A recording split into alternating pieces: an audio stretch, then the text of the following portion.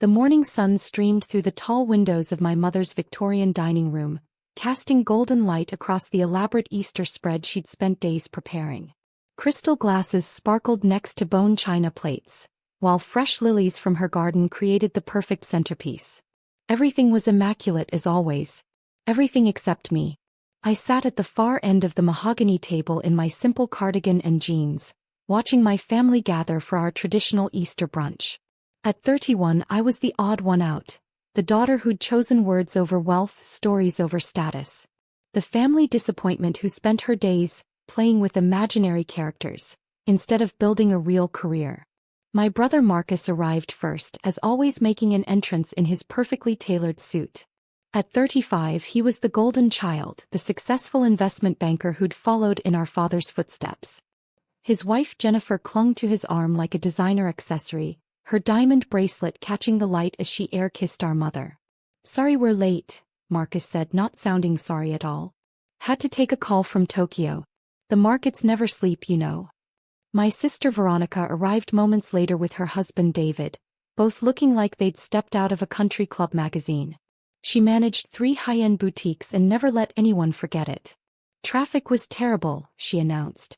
"Everyone's going somewhere for Easter. Though I suppose some people don't have anywhere important to be." The comment was directed at me, of course. I'd driven exactly 4 blocks from my modest apartment above the used bookstore where I worked part-time.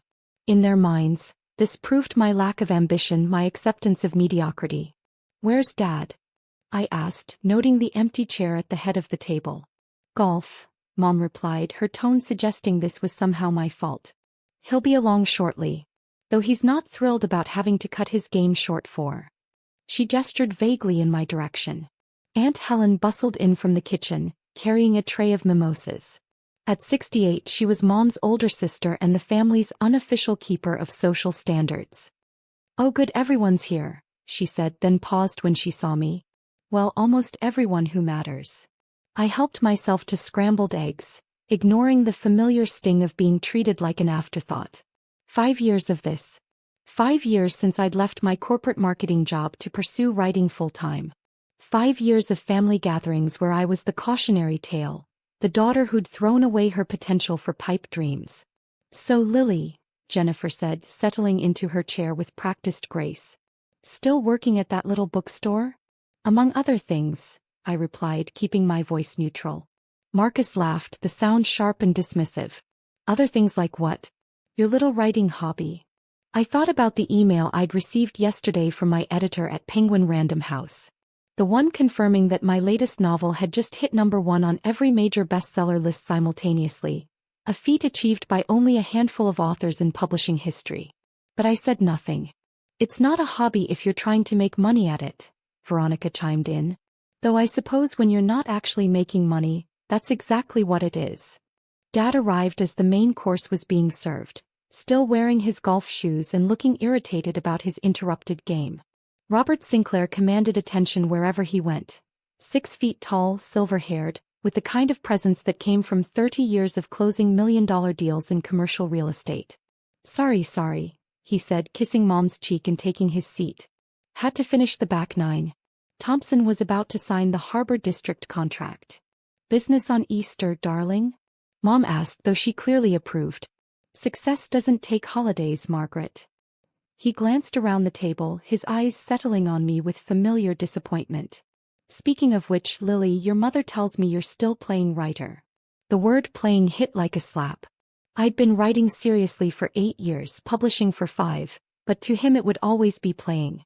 "I'm still writing, yes." "Any actual sales this quarter?" Marcus asked, cutting into his ham with surgical precision. "Or are we still talking about artistic fulfillment and exposure?" I thought about my royalty statement from last month. 7 figures for the quarter alone. But they'd never believe it, and I wasn't ready to share that information yet. "Some sales," I said simply. Veronica snorted. "Come on, Lily. Real numbers. How much did you actually make last year? And I mean profit, not just gross sales from those tiny independent bookstores." The irony was almost painful. Last year I'd earned more than all of them combined, but I lived simply, drove a 10-year-old Honda, and worked part-time at Mrs. Chen's bookstore because I loved the community of readers who gathered there. Writing is such an uncertain field, Aunt Helen said, spreading jam on her croissant. No stability, no benefits, no real future. It's fine as a hobby, dear, but you really should consider a backup plan. Or a main plan, Dad added pointedly. Thompson's company is expanding their marketing department. I could put in a good word. Get you back into the real world. The real world. As if the world I'd built, the readers who wrote to tell me my books had changed their lives, the letters from teachers using my novels in classrooms, the young writers who called me their inspiration, wasn't real. I appreciate the offer, Dad, but I'm happy where I am. Happy?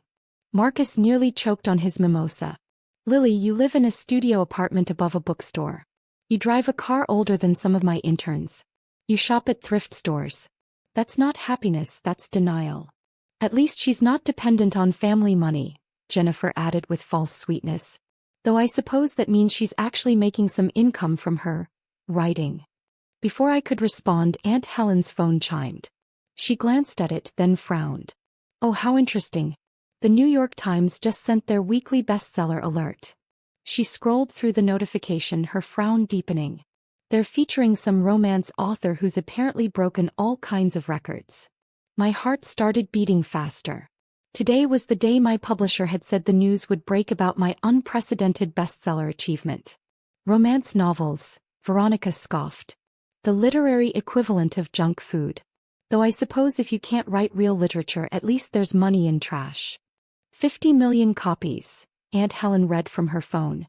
It says this author has sold 50 million copies across 17 novels. Goodness, that's quite a lot, isn't it? Dad perked up. Numbers always got his attention. 50 million? What kind of money are we talking about? Aunt Helen scrolled further. The article estimates her net worth at, oh my, $120 million. The silence that followed was profound. I could hear the grandfather clock ticking in the hall, the distant sound of lawn mowers from the neighborhood. 120 million, Marcus repeated slowly. From romance novels? Apparently she started with small publishers and built her reputation over time, Aunt Helen continued reading. She writes under a pen name and is notoriously private about her personal life. Very mysterious. Jennifer leaned over to look at the phone. What's her name? Maybe I've heard of her. Elle Hartwell, Aunt Helen replied. Though the article says that's not her real name. Apparently nobody knows who she actually is. The room went completely silent. I could feel my face growing warm as 6 pairs of eyes slowly turned toward me. Lily, Mom said slowly, your middle name is Anne. And our maiden name was Hartwell. I took a sip of orange juice, buying time. Lots of people have those names, Mom. But Aunt Helen was staring at me now, her phone forgotten in her hand. Lily and Hartwell Sinclair, she whispered. A.L. Hartwell. Marcus leaned forward, his banker instincts kicking in. That's impossible. Lily works at a bookstore for minimum wage. Actually, I said quietly, I work at the bookstore because I enjoy it. And it's not minimum wage, I own 40% of it. The silence stretched longer this time. Dad's fork had stopped halfway to his mouth. Veronica was staring at me like I'd grown a second head. You're A.L. Hartwell? Jennifer asked, her voice barely above a whisper. I pulled out my phone and opened my author website, turning the screen toward them. There it was. My photo, my bio, my 17 published novels lined up like soldiers. The New York Times bestseller badges adorning every single cover. I'm A.L. Hartwell. Aunt Helen's phone slipped from her fingers and clattered onto her plate. But you live above a bookstore. Because I like it there. It's quiet, I can walk to work, and Mrs. Chin makes excellent tea. I scrolled through my phone, pulling up more evidence. I also own a cabin in Vermont where I do most of my writing, and a small house in Provence that I use for research trips. Research trips, Dad repeated faintly. For the historical romance series. I like to visit the actual locations I'm writing about. I showed them photos from my phone. This is from last month in Scotland, researching the Highland series. Marcus was pulling out his own phone now, fingers flying as he searched for information. Holy shit, he breathed, then caught himself. Sorry, Mom. But Lily, the Blackthorn Chronicles series? You wrote that? All 7 books, yes. Jennifer's been obsessed with those books for 2 years, he said, staring at his wife. She's read them like 6 times each. Jennifer's face had gone from pale to bright red. You're kidding. Marcus, your sister wrote the Blackthorn series? I have signed copies in our bedroom. Wait, Veronica said, her voice sharp with disbelief. If you're really this famous author, why are you living like this? He gestured at my simple outfit. Living like what? Comfortably. Simply. I took another bite of eggs. Veronica, what exactly do you think success looks like? Success looks like showing it, she snapped. Success looks like designer clothes and luxury cars and not working retail. I don't work retail. I'm a best-selling author who happens to enjoy helping Mrs. Chen run her bookstore 3 days a week. I pulled up another screen on my phone. Would you like to see last month's royalty statement? I turned the phone toward them. The number at the bottom made Aunt Helen actually gasp. That's just 1 month? Dad asked, his voice hoarse. That's 1 month. Though it was a particularly good month. 3 of my backlist titles got picked up for Netflix adaptations. Netflix adaptations? Mom spoke for the first time in several minutes. The Midnight Garden trilogy. They're starting production this fall. I swiped to my email app, showing them the correspondence with the streaming platform. I'm executive producing, which means I have creative control over the adaptations. Marcus was still scrolling through search results on his phone. The articles. They're calling you one of the most successful indie to traditional crossover authors in publishing history. Indie to traditional. Dad looked confused. I started by self-publishing on Amazon, I explained. Built a readership, proved the market existed, then major publishers started bidding for my backlist and future books. It's actually a fairly common path now, though I was one of the early success stories. But why didn't you tell us? Mom's voice was small, almost wounded. I set down my fork and looked around the table at their faces. When would I have told you? During which conversation about my failure to launch? Which lecture about needing to get serious about my life? The silence that followed was uncomfortable. Memories of countless family gatherings flickered between us. All the times they'd dismissed my writing, all the suggestions that I needed to find a real job, all the comparisons to Marcus and Veronica's more traditional success. Last Christmas, I continued, you told me I was embarrassing the family by not having a proper career. At Thanksgiving, Dad suggested I was too old to still be chasing childhood dreams. And just 20 minutes ago, Marcus called my writing a hobby. We didn't know, Jennifer said weakly. You didn't ask. I pulled up my Amazon author page, showing them the wall of 5-star reviews, the millions of ratings, the fan comments from around the world. You assumed. You saw where I lived and how I dressed and decided you knew everything about my life. Dad cleared his throat. Lily, we thought we were being supportive. Encouraging you to pursue stability. Stability. I laughed, but there was no humor in it. Dad, I own my apartment building. The entire building. I bought it 2 years ago because I liked living there and wanted to ensure my neighbors wouldn't be displaced by gentrification. More stunned silence. Veronica was frantically Googling something on her phone. The bookstore, she said suddenly. You said you own 40% of it. Mrs. Chen's son wanted to sell when she got sick last year. I bought his share to keep it in the family, then bought another 10% from an investor who was pressuring her to change the store's character. How much? Marcus started, then stopped. How much what? How much are you actually worth? I considered the question. Financial privacy had always been important to me, but they'd pushed the conversation here. Forbes estimated $120 million last year, but that was before the Netflix deal and the new publishing contract. I showed them the article Aunt Helen had been reading. This year it'll probably be closer to $150 million. The number hung in the air like a physical presence. Dad's golf achievement from the morning suddenly seemed very small. Marcus's Tokyo call felt insignificant. Veronica's boutiques looked like toy stores in comparison. But you drive a Honda, Jennifer whispered.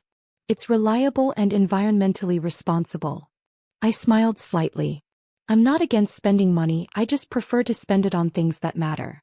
Like preserving community bookstores, supporting literacy programs, and ensuring my neighbors aren't displaced by rising rents. Literacy programs? Mom asked. I pulled up another folder on my phone. The Hartwell Foundation. We've built 12 libraries in underserved communities and sponsor writing workshops for kids who can't afford them. The photos showed ribbon cuttings, children with new books, young writers holding their first published stories. Last year we gave out $2 million in grants. Aunt Helen was crying now, tears streaming down her cheeks. I told you to get a backup plan, she sobbed. I told you writing wasn't secure. You were trying to protect me, I said gently. I understand that. No, you don't understand. She fumbled for her napkin. 60 years ago I wanted to be a writer too. I had stories, characters, whole worlds in my head. But everyone said it was impractical, unrealistic.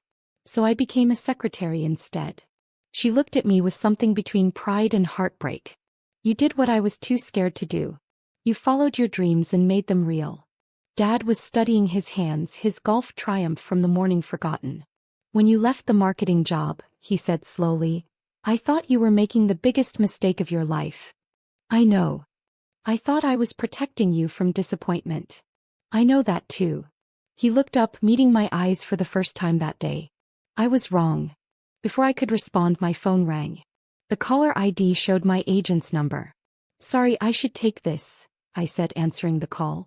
Lily, it's Sarah, came my agent's familiar voice. I hope you're sitting down. We just got word that the International Publishers Association wants to present you with their Lifetime Achievement Award. You'd be the youngest recipient in their history.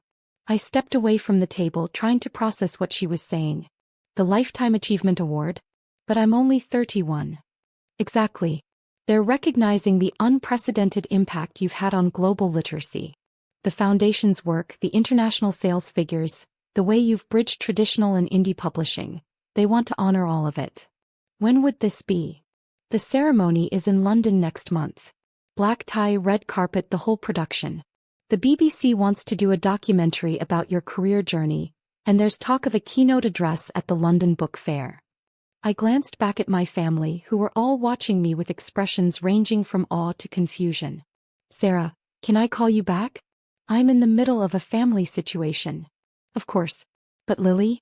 Congratulations. You've really done something special. After hanging up, I walked back to the table where 6 pairs of eyes waited for an explanation. That was my agent, I said, sitting back down. I'm receiving a Lifetime Achievement Award from the International Publishers Association next month. Lifetime Achievement, Marcus repeated slowly. At 31. Apparently they've never had someone impact global literacy quite like this at such a young age. I pulled up the email Sarah had sent while we were talking. They're also doing a BBC documentary about my career. Mom stood up suddenly, her chair scraping against the floor. She walked around the table and pulled me into a fierce hug. I'm so proud of you, she whispered. And I'm so sorry we didn't see it sooner. The floodgates opened then.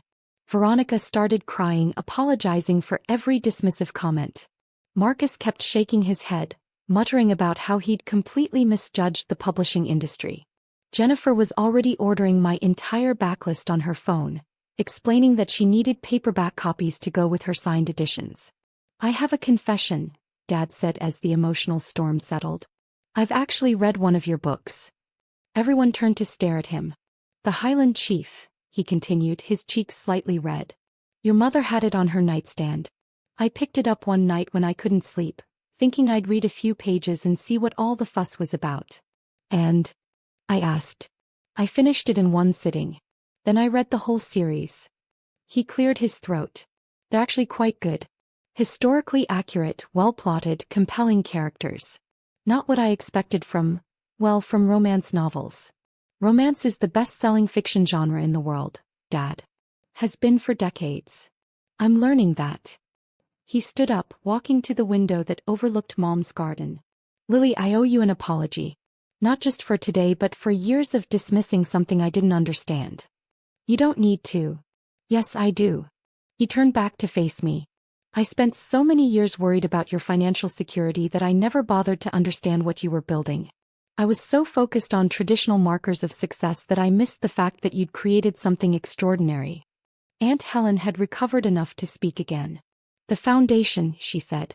The literacy programs. Can you tell us more about that? For the next hour I shared stories from my real life. The libraries we'd built in rural communities where children had never owned books before. The writing workshops that had helped kids find their voices. The scholarship program that sent aspiring writers to conferences they couldn't otherwise afford. I showed them photos from my travels. Not just the research trips to castles and countryside, but visits to schools where teachers used my books to encourage reluctant readers. Letters from parents whose teenagers had rediscovered a love of reading through my stories. Messages from other authors who credited my indie-to-traditional success with inspiring their own careers. "You're not just a successful author," Veronica said softly. "You're changing lives. That's always been the goal. The money is wonderful. It provides security and lets me support causes I believe in. But the real success is in the connection with readers." Marcus had been quiet for a while, absorbed in his phone. Finally he looked up. "I've been reading articles about you," he said. "There's one here from Publishers Weekly calling you the author who redefined what publishing success looks like in the digital age. That's very flattering. And another from The Guardian about how your foundation's literacy work has reached over 1 million children in 12 countries." I nodded. "We're hoping to expand to 20 countries by next year." "Jesus, Lily." He set down his phone. "I've been sitting here feeling smug about my investment returns while you've been quietly building an empire and changing the world." "They're not mutually exclusive, Marcus. You're good at what you do. But what I do is move money around to make more money. What you do is bigger than that." Dad returned to his seat, his expression thoughtful. "The awards ceremony in London. Will you want us there?" The question surprised me. "Would you want to be there?" "Of course," Mom said immediately. "We should have been supporting you all along. I don't know if there's room for everyone. These events usually have limited seating." "Then we'll watch the BBC stream," Veronica said. "We'll throw a viewing party here. Invite the whole family, all the neighbors. Show them what real success looks like." As the afternoon wound down, the conversation shifted to logistics and future plans. Marcus wanted investment advice about entertainment industry stocks. Veronica asked about trademark protection for my pen name. Dad inquired about the tax implications of international royalties. But it was Aunt Helen who asked the most important question. "Lily, dear," she said as we were clearing the table, "are you happy?" I paused, thinking about my small apartment above the bookstore, my quiet mornings writing at Mrs. Chen's tea counter, the emails from readers that made every difficult chapter worthwhile. "Yes," I said simply. "I'm happy." "Good." He squeezed my hand. "That's the only success that really matters." As I drove home in my reliable Honda Civic, my phone buzzed with texts from family members who were already sharing news of my success with their social circles. Photos of my book covers appeared on various social media accounts, along with proud announcements that I was their daughter, sister, niece. The irony wasn't lost on me. For 5 years I'd been their embarrassment. Now, in the span of one Easter brunch, I'd become their crown jewel. But as I pulled into my parking spot behind the bookstore, I realized something important. Their opinion of my success had never actually mattered.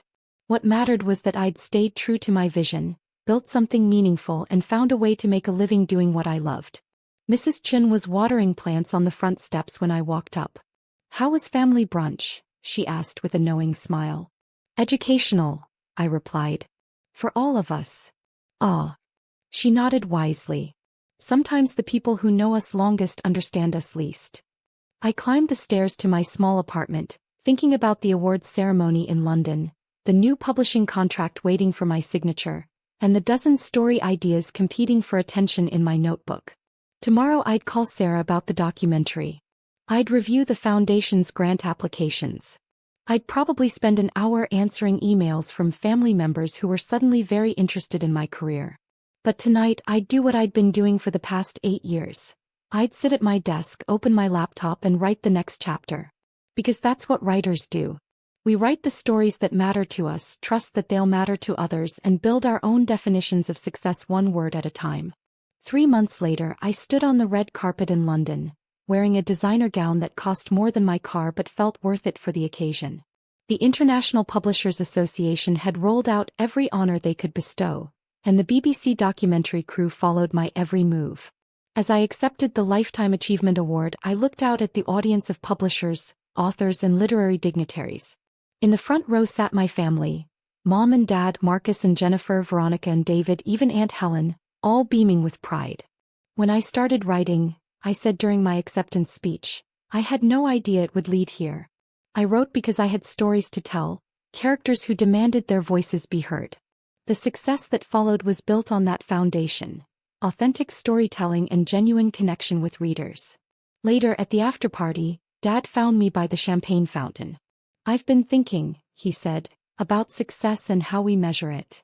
Oh, your mother and I want to start a scholarship fund for young writers who need financial support to pursue their dreams. We'd like to name it after you if that's all right." I felt tears prick my eyes. "Dad, that's wonderful. But you don't need to name it after me." "Yes, we do." He smiled, the first genuinely warm smile he'd given me in years. "We need to make up for lost time. And we want other families to recognize what we almost missed. That success comes in many forms, and the best kind is the kind that makes the world a little bit better." As the evening wound down, I thought about the journey that had brought me here. The 5 years of family disappointment, the quiet determination to prove, not to them but to myself, that my dreams had value. I'd succeeded beyond my wildest imagination, but the real victory wasn't in the awards or the money or even the family's newfound respect. It was in the knowledge that I'd stayed true to my vision when everyone else thought I was lost. Sometimes the best revenge isn't proving people wrong. It's proving yourself right, one story at a time.